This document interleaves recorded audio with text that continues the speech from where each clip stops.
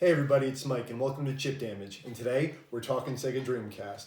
Now, despite the Dreamcast being very revered amongst collectors and enthusiasts today, back when I was a kid in 1999, when the Dreamcast came out, not very many people had it. You have to understand, the PlayStation 1 and the N64 were at the height of their power, and Sega was coming off a string of disappointing hardware with the failures of the Sega CD, the Sega 32X, the disappointing sales of the Sega Saturn. The Dreamcast was kind of a console with a lot to prove, and quality-wise, I think it achieved it. However, commercially, it was never a success, and that was due to a multitude of factors. The aforementioned disappointing string of hardware, the fact that the Dreamcast discs, the GD-ROMs, a mix between a CD and a DVD, were very easy to pirate, so people would hand out copies of Dreamcast games for free like candy.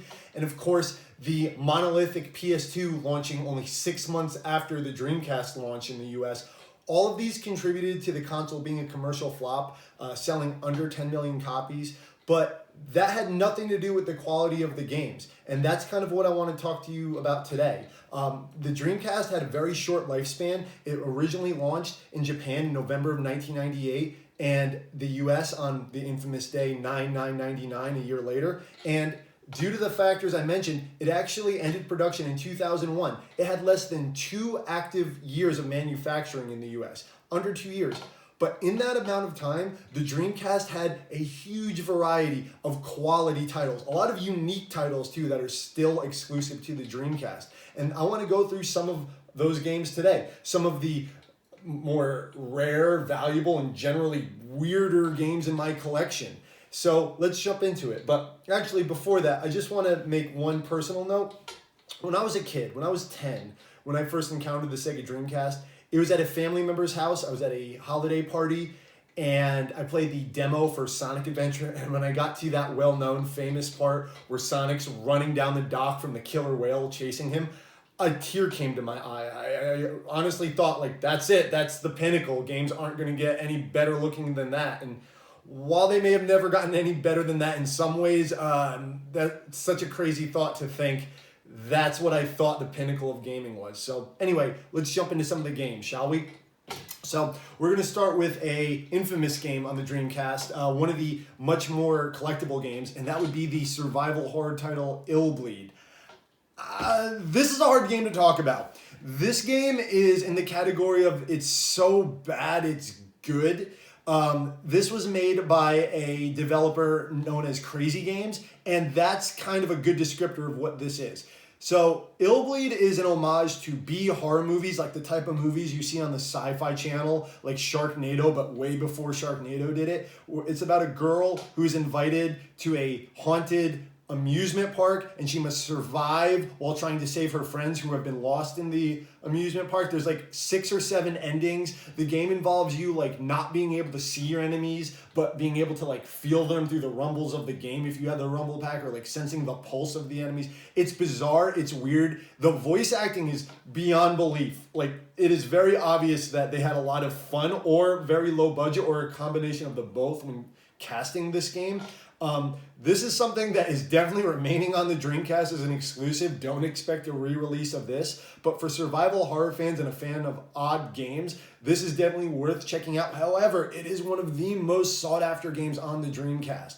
It never got any type of re-release on the system, and it came out fairly late in the console's life in mid-2001. So if you want to find this, you're looking in the $200 range. But if you are a survival horror collector, no collection is complete without this gem. That's Illbleed on the Dreamcast. So moving on to another Dreamcast gem that's a little well less known, and that is Bangai-o. This is a very Japanese game. So this is a game where you pilot a mech as 2 young kids, Ricky and Mami, I believe their names are. And I want you to imagine a bullet hell shooter like Ikaruga or 1941, but you're a mech, and instead of going vertically or horizontally through a stage, the enemies and the attacks come from every direction. You actually go through a stage having to destroy everything with lasers and missiles and homing rockets, and the attacks are coming from every angle, up, down, left, right, so you never really get a moment's respite. It's a really fun game. It's a very stressful game, very caffeinated sense in this game, like there's never a dull moment.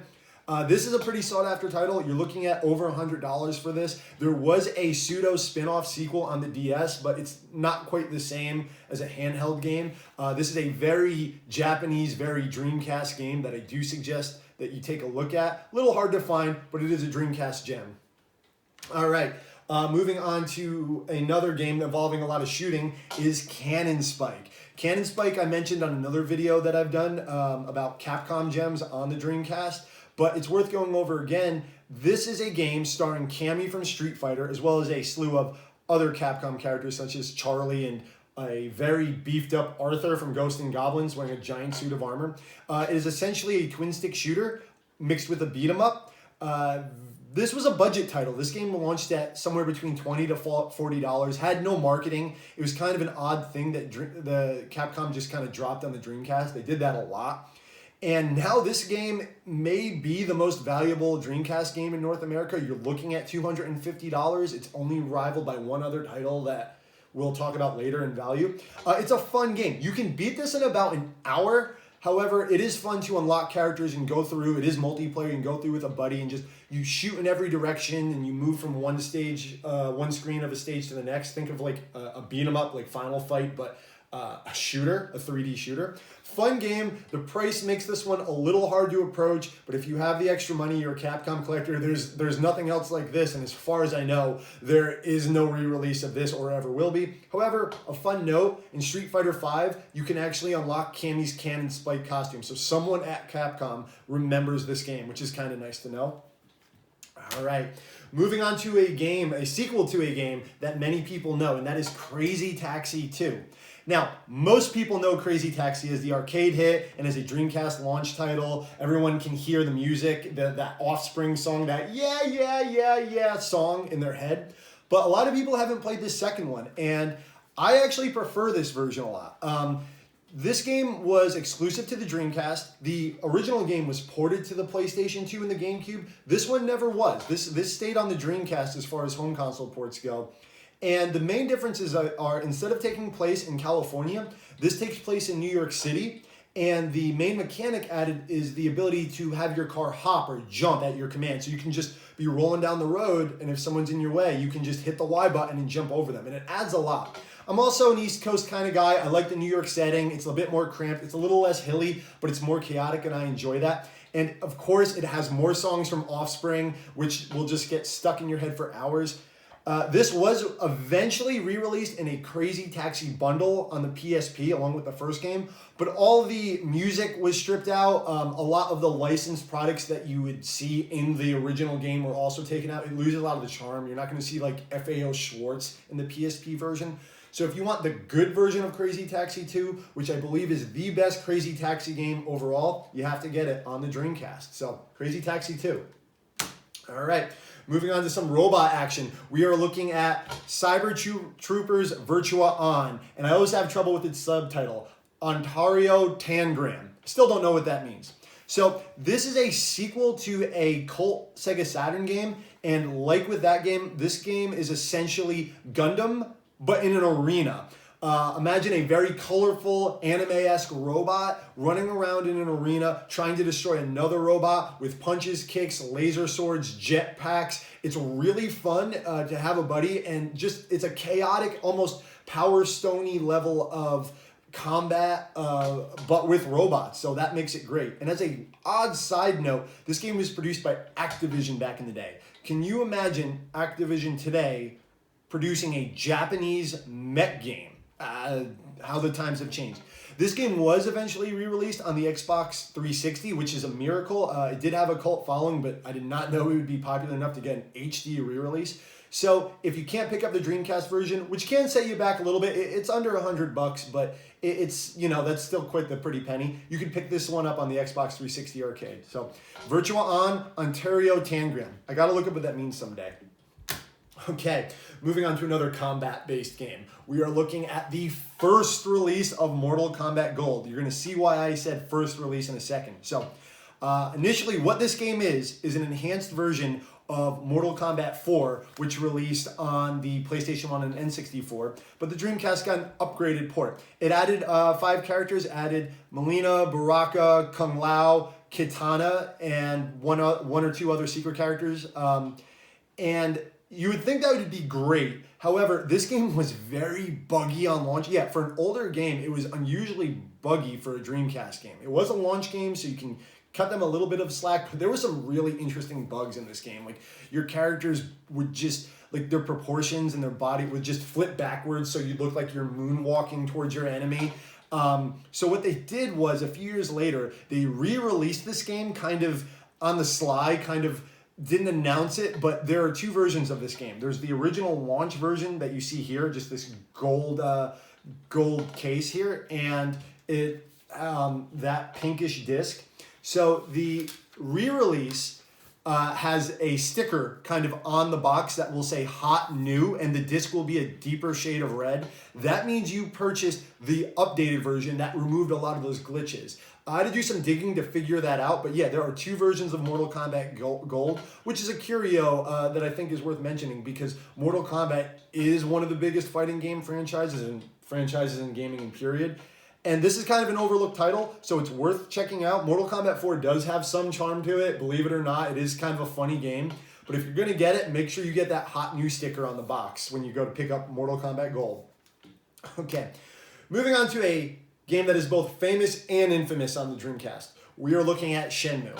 So if you don't know, Shenmue was at a time the most expensive game ever produced. It was a Dreamcast exclusive. It was originally a Sega Saturn game that was moved to the Dreamcast. It was made by Yu Suzuki, the guy responsible for Virtua Fighter. It's a pseudo open world RPG. A lot of people say that this would kind of lead to the Grand Theft Auto series of games and the Yakuza series of games, kind of the games where you can walk around a city and talk to people and do what you want. However, if you go into this game thinking that it's going to be anything like those, please don't like that. That's very misleading. Shenmue is a very slow game, and when they say open world, it's more of like a life simulator. Like, you have to get out of bed in the morning. Like you to inspect things, you like manually open drawers. Like, this is a big part of the game, just walking down this street. You have to get a job. You have to keep schedule. There's like an in-game clock. And I believe if you were connected to the internet through the Dreamcast at the time, it would keep accurate weather with what's going on in the weather in Japan. Very bizarre game. Most people are either all in on Shenmue or all out. I'm like 50-50. I can play this game in short bursts, and I'm very interested for a short time, and then I just fall asleep out of sheer boredom. It is an interesting title. Obviously, it got a sequel on the original Xbox, and then a very recently released second sequel on the PlayStation 4. Both this and Shenmue 2 have been re-released in HD versions on the PS4, so if you don't want the Dreamcast version, you can get it on the PS4. But like I said, do not expect Yakuza or Grand Theft Auto. This is a slow, story-based game, but man, does it have a weird late 90s, early 2000s charm. But a collecting note with this game. This is technically a 4-disc game, so you can pop it open, and you'll see you have 2 discs on the front there with 1 manual. And then you turn it around, and then it'll have 2 more discs. There'll be a disc 3, and then there's something called the passport disc. This is more of a collectible item rather than an essential part of the game itself. So this is like the online connectivity disc. Like, this accesses all the online features. You could like download things and play little mini games and interact with the VMU with this disc. Obviously, all those features were stripped in the HD release. So if you want every little feature, a lot of them have been discontinued since then. But if you still want the more complete version, you're going to have to get it. Make sure you also get the Shenmue Passport booklet that explains how everything works on the disc. So if you want the full set, you need 4 discs and 2 manuals. This one doesn't set you back too much. This was a more popular game on the Dreamcast. It seems like there were a decent number of copies produced. It might be under $100, but a little bit more than $50. That's about the right price. It is a piece of Sega and gaming history that's still remembered, obviously, since it got like $5 million in a recent Kickstarter for Shenmue 3. But yeah, Shenmue on the Dreamcast. Don't sleep on it, but there's a lot of stuff in that box if you want to get a complete copy. Okay, now this is for my fighting and SNK fans, because there were some unique fighting games that aren't talked about too much in fighting game circles. On the Dreamcast. The first one we were looking at is the King of Fighters Dream Match 1999. Yeah, this is a misnomer. That name is very misleading as to what this is. Even though it says King of Fighters 99 on the box, this is actually the King of Fighters 98 but redone slightly for the Dreamcast. It's a very odd port, and as far as I know, this is the only version of King of Fighters 98 that's like this. There are no re-releases of this version, and King of Fighters is one of the most beloved fighting games of all time, so this is an interesting one. So the changes are the fact that this game has 3D backgrounds, slight balance tweaks, and it can actually connect to the Neo Geo Pocket Color if you happen to have one of those, and the link cable, which I don't think was ever released in the US.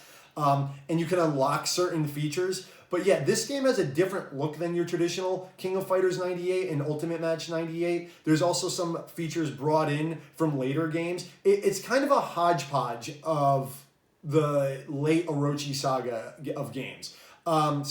This is Dreamcast exclusive. As far as I know, there's no other version of King of Fighters that can link to a Neo Geo. So if you want it, it's not very expensive, but it's not well known that this is a very different version of 98 than the standard 98 or the Ultimate Match. So yeah, King of Fighters Dream Match 1999 on the Dreamcast.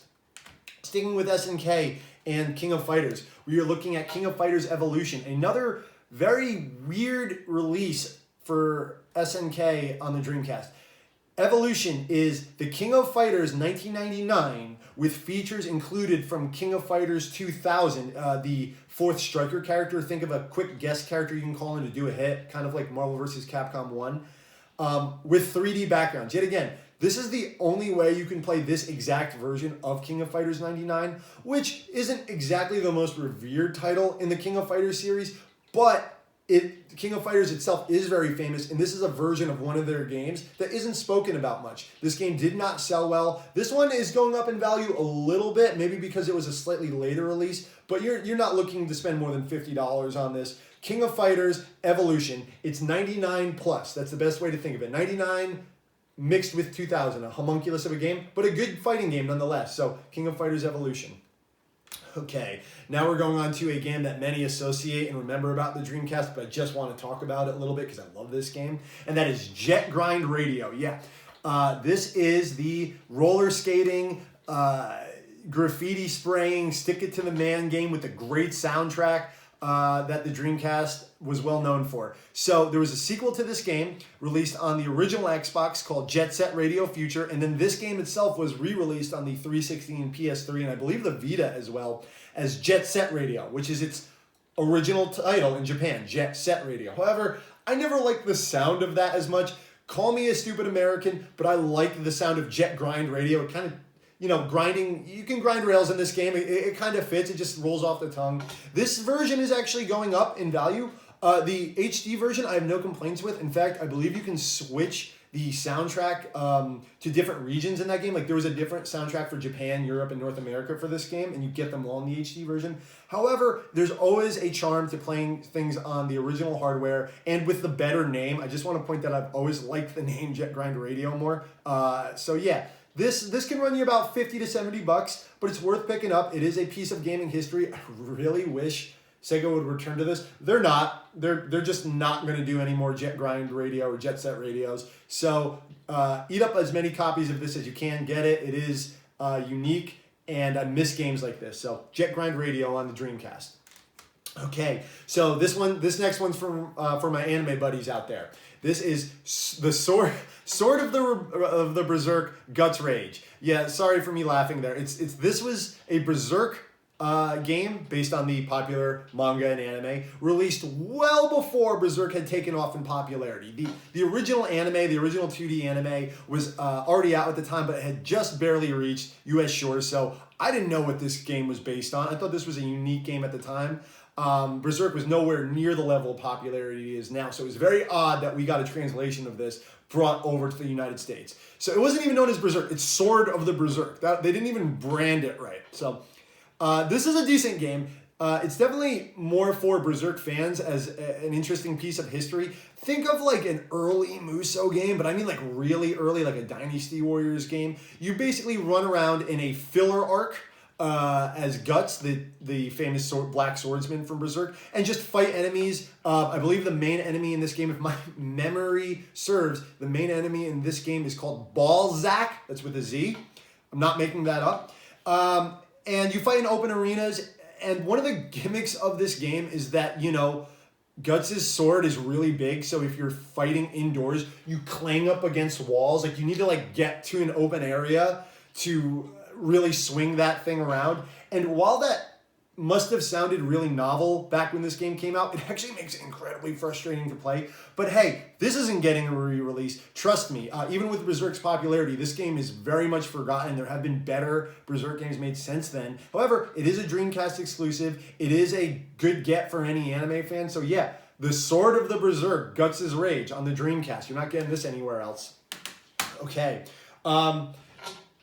As a side note, I want to take a little step aside here and say that a lot of great Dreamcast games are Japanese exclusives. Remember, the Dreamcast was produced in Japan almost a solid year before it came out in the US, and I believe they made games up till 2006 officially for the Dreamcast in Japan. So a lot of games are region locked to Japan. So what I suggest you do, if you're not a modder like myself, I have big stupid fingers, shaky hands, and I don't really trust someone else to stick their fingers into my beloved Dreamcast.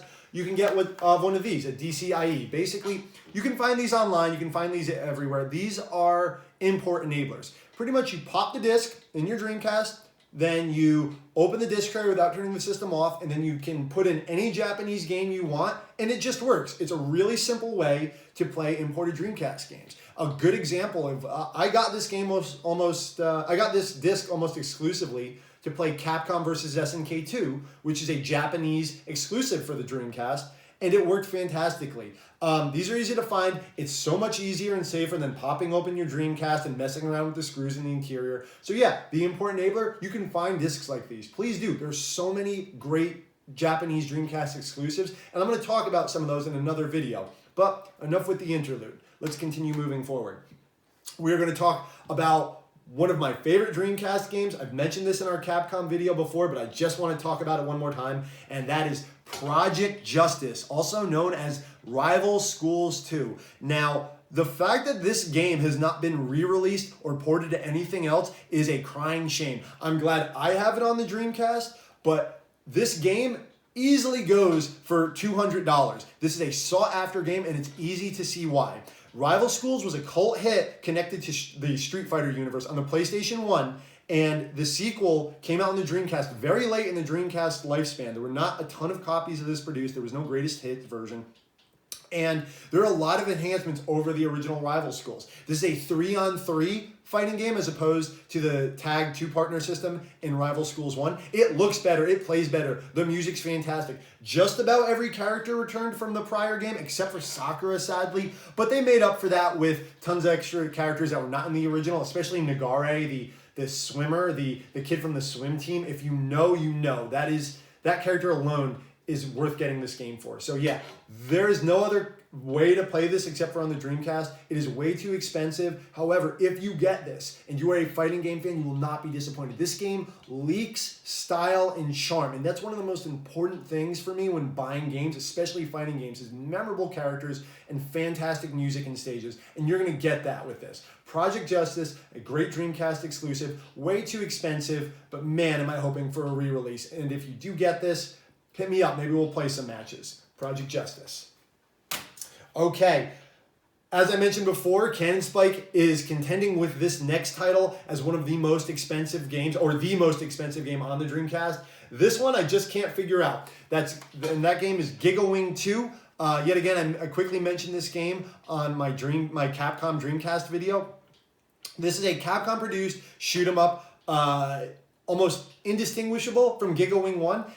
This game was a budget title released for $20 or $30 back in the Dreamcast days, and for whatever reason, it is incredibly valuable. Now, I've heard that this game had a very low print run. This came out late. It was an arcade shooter. There wasn't a huge market, and there just aren't that many copies out there. You're looking between $250 to $400 for this game. I've seen it range all over the place. Now, I'm glad I have it for as a collector. I was able to get it at a semi-reasonable price. It is insane to me that this game is worth that much. It is just a top-down shooter. However, unlike the first Giga-Wing, which is just got a re-release on the Nintendo Switch Capcom Arcade Collection, there is no known port of Giga-Wing 2 outside the Dreamcast and the arcade. So if you want a gem in your collection, if you want a game to say, hey, I have this, check it out, Giga-Wing 2 is kind of that game. It's not bad, but at the price they're asking, it's a little insane. So this is kind of only for the hardcore collectors. However, it's still a solid shooter. If you happen to have it, good for you. It's definitely one of the rarest games you can get in North America. So, Giga Wing 2 by Capcom. Okay, the next game I want to say excited to talk about, but I don't know if that's the emotion I'm actually feeling. Did you guys know that there was a trilogy of Sonic games on the Dreamcast? Not just Sonic Adventure 1 and 2. No, there was one more. And that is Sonic Shuffle. This one. Now, it's pretty well known that I'm a big Sonic fan, but Sonic Shuffle, most people think Sonic 06 and Sonic Boom contend for the worst Sonic games. That's just because most people haven't played or don't know about Sonic Shuffle. This one, even as a 10 or 11-year-old, I knew wasn't great. I can go up to bat for most Sonic games. I love Sonic R, okay? I like Sonic 3D Blast, but this one... Okay, so here's what this game is. Sonic Shuffle is Mario Party with Sonic, and the gimmick is it's no fun. It's boring. Imagine almost precisely Mario Party, the board game interspliced with many mini games to decide who's winning. And the mini games in this are just terrible, and not in the so bad they're good way that many of the early Mario Party mini games are. No, these are just so bad they're boring. And don't get me wrong, I like wacky and dumb games, but boring is a cardinal sin that I cannot forgive.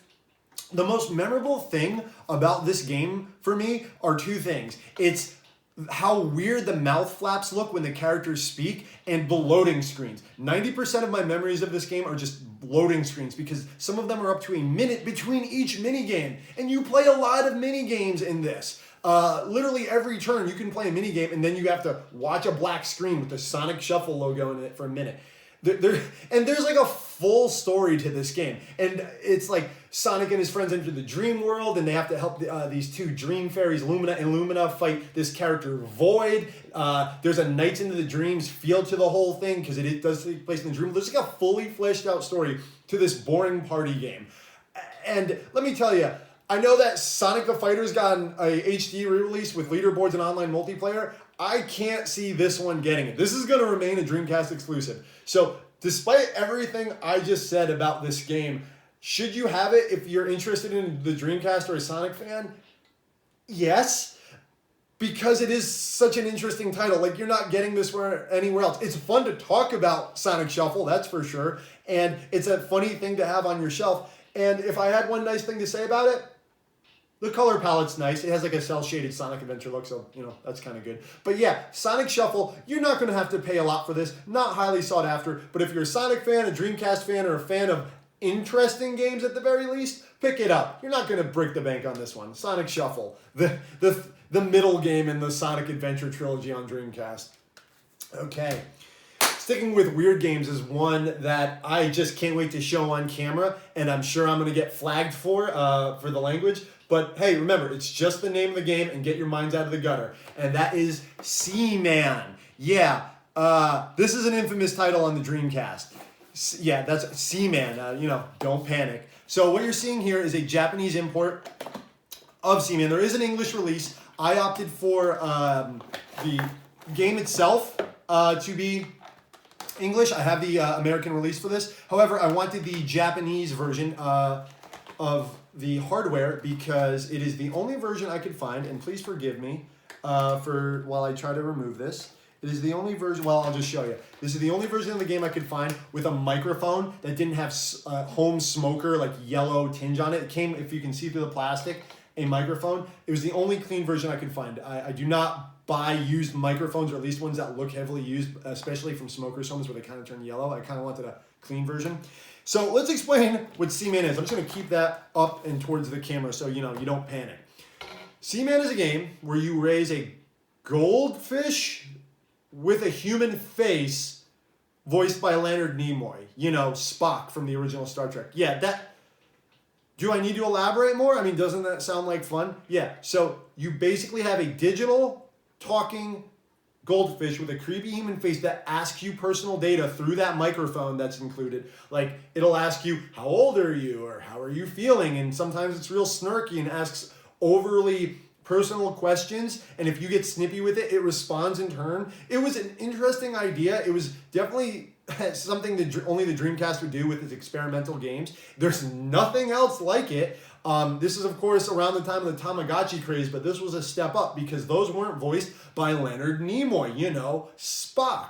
So if you're a Dreamcast collector, Seaman can set you back quite a bit in a completed set. You're looking at $200, and it's really hard to find a good working microphone. That's why I did have to import the Japanese hardware. But you're not going to get it anywhere else. If this gets an HD re-release, I will be shocked. I'm also going to be kind of sad. I kind of like that this is a Dreamcast exclusive because it has character like the Dreamcast. So yeah, Seaman, Talking Leonard Nimoy, Goldfish Simulator. Don't get to say that one too often. So moving along. Okay, so you think that's the weirdest game I'm going to be talking about that comes with accessories. You'd be wrong. We're talking about Typing of the Dead. You may know about this one, but it's worth talking about. This is a slightly rare game on the Dreamcast. This is hard to find. This is not going to get a re-release. It was never given a greatest hits release. Typing of the Dead is House of the Dead 2, the very popular arcade game, but there's a gimmick. Instead of using a gun, you use these bad boys. You use Dreamcast keyboards. Yeah, I have two of them here. The differing boxes that you may notice, they're just different because of the time of the release. This was the earlier one. This is the later one. They are identical. And the whole thing with this game is that instead of shooting your enemies with the gun controller, what you do is a word appears over that zombie. You must quickly type that word in to kill the zombie. It's like a weird way to learn how to type fast, and the sad thing is it works. And it'll be odd words, and they differ in difficulty as the game goes on. It'll be like you'll see the word cat, so you type in the word cat, or apple, and then eventually it's like onomatopoeia, and you have to type that, and if you don't do it fast enough, you get hit and die. And this game is co-op. That's why I have two keyboards. You can go through this game with a buddy and compete in your typing skills. I love the Dreamcast. Only on that console could things like this exist. So, as a collector's note, the game itself can set you back between $40 and $70 last time I checked. The keyboards used to be very cheap. In fact, I bought one from my local hobby shop, and they gave me the other one because they had so many in the back room, they were filling space. However, in recent years, they're actually kind of getting expensive themselves. So try to find this one if you can. There was a sequel to this released on PC, which is based on House of the Dead Overkill, which was a re-release, but it's not the same. It doesn't feel the same. It's not as funny, and it's not co-op. So yeah, the Typing of the Dead on the Sega Dreamcast, you're not getting this really anywhere else. And yet again, they made a Dreamcast-only keyboard. You can't plug this into something else. Man, the late 90s, early 2000s were fantastic, weren't they? Typing of the Dead, Sega Dreamcast. But let's move that to the side, right over there.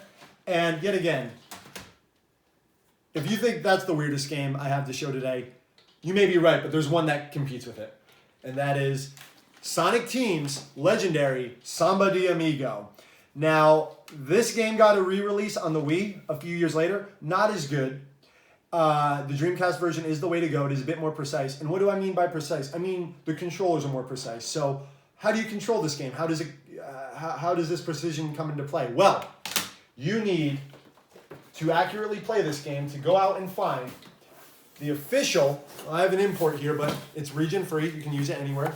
You need to find the official Sega Maraca controllers.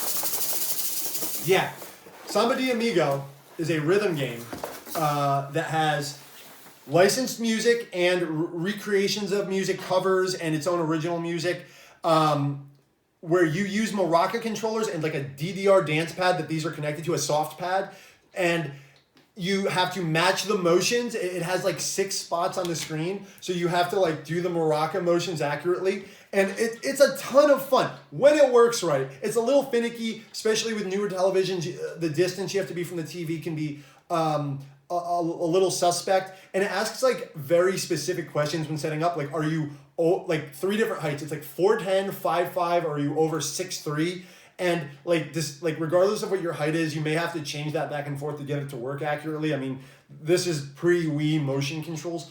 But when it works, it's a hell of a lot of fun. And if you can record your friend playing this like I have, you're going to have even more fun. So yeah, Samba de Amigo by Sonic Team. Please, if anyone at Sonic Team sees this, re-release this game with the Maraca controllers with achievements. I would love to have a platinum trophy for Samba de Amigo. But yeah, and that does it.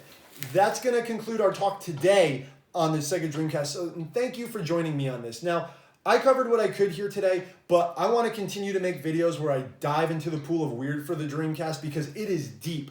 And as you can see, this console was great. I really did love the Dreamcast. All jokes aside, it had a ton of charm, a ton of variety, as you can see, and it's been said before, but it was kind of ahead of its time with a lot of its ideas. It was drowned out, but I'm so happy that the collecting community, the gaming community in general, looks back so fondly on this console because there was nothing else like it, and I doubt there ever will be again. So let's just continue to remember it and have a great time talking about how wacky and great some of these games are. So my name is Mike, this has been Chip Damage, and thank you for watching. Take care of yourselves.